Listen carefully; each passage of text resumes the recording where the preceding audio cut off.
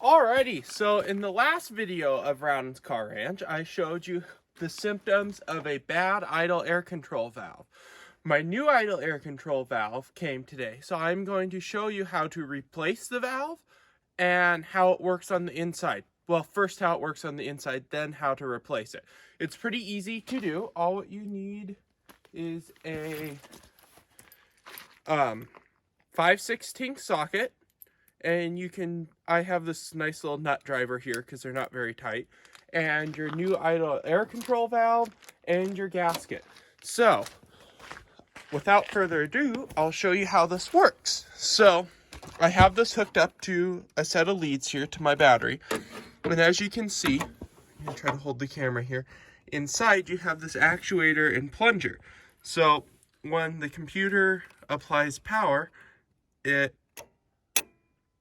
opens that plunger in there, and you can see it and hear it moving, and you can see the little valve opening and closing there. So that is how the idle air control valve works.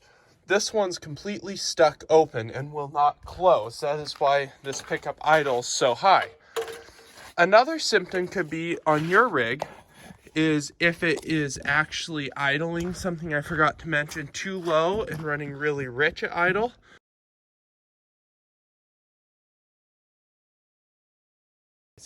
Anyways, you're going to take your 5/16 socket.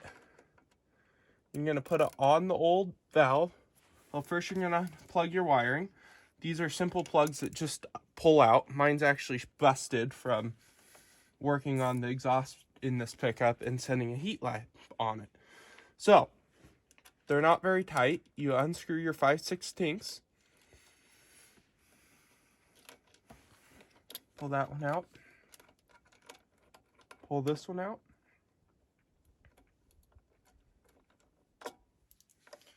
And as you can see, the fix I did in the last video so I can continue driving this, I put tape over these so it would not rev up to about 3,000 RPMs. I'm going to hold this here, if this camera will focus. And it's hard to see, but inside of that, it is stuck.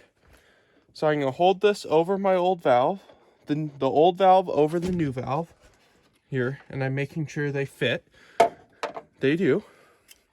So I'm going to take my gasket, and I'll zoom you guys out here a little. Take the gasket here, and I've already cleaned this up because I knew this was coming today. So I'm going to take my gasket, and I'm going to lay the gasket on here. Like I said, this is something very easy you guys can do at home. And once the gasket's on here, you take your new idle air control valve, you set it on top of the gasket, and then you take your screws, and you set your screws on there, set that screw on there, and you tighten these down. And that should be it.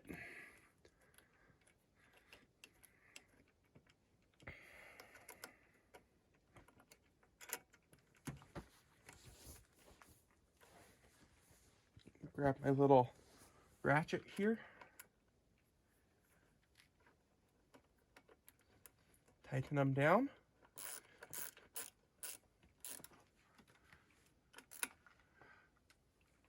Now what I'm going to do is start it without it plugged in so you can hear how it idles without the idle air control valve. If you want to see how it idles and runs with it stuck open, look at my previous video. But for now, I'm going to start it.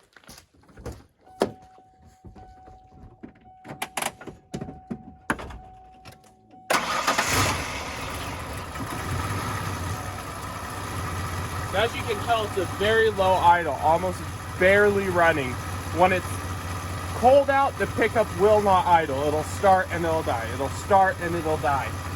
So I'm going to shut it off, hook it up, and then we'll see how it runs with the new idle air control valve.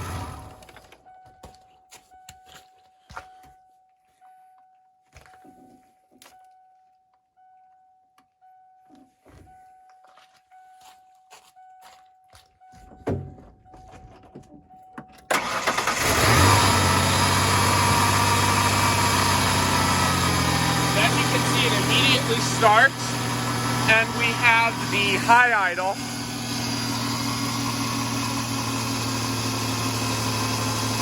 and it runs nice and smooth in high idle.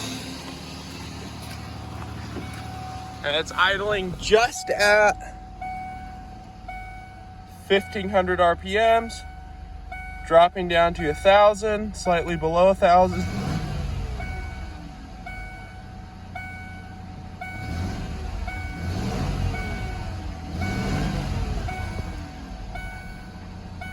Very smooth.